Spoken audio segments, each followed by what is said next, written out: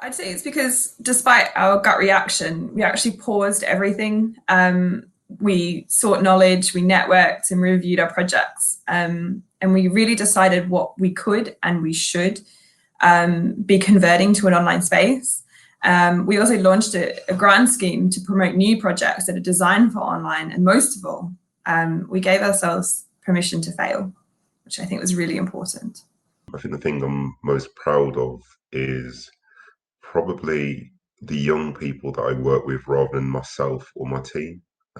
So within my role, I work with a group of young people who've lived experience of mental health difficulty, but have been incredibly adaptable and continue to make really great, valuable contributions to the work that we do. So that's what I'd say I'm most proud of. In a funny way, for me, the thing that's been nicest to see isn't so much about the output, but how it's changed working culture. We've produced tons and everyone's been working really hard.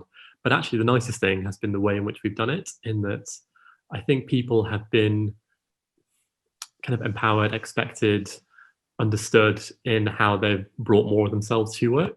I feel most proud of the relationships and the partnerships which have been nurtured. And a lot of that is down to years and years of working with people to establish a sense of trust. And that's meant that when things have been really difficult and challenging, because we've had that really strong relationship, we've been able to understand each other and make things work. We were doing a support mechanism for maids and domestic workers who were facing harassment and sexual harassment as well. Within a period of a month, I think, my colleagues, mostly the younger colleagues, got themselves organized and were able to connect with them and conduct smaller workshops on virtual workshops through the online.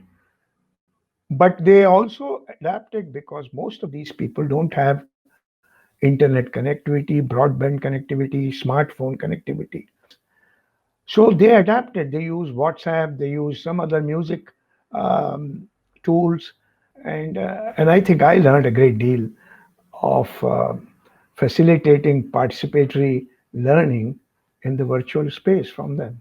We were, I think, a bit lazy. In the old days, we would wait until we could find a way to bring as many people together physically as possible. So, and that's expensive. So that meant waiting for sometimes a year, 2 years, 3 years before you'd see some of the people. We've been using a visual platform to connect, and I think we've built a much stronger sense of community amongst this network we call the Knowledge for Change Consortium. That I think very proud of that. I'm immensely proud of my team. Incredible. I mean, how they galvanized and has actually given me a brighter and an optimistic sense of the community spirit that does exist. I mean, once you're pricked, everyone bleeds. And I think it's beautiful to see that. No one's a rock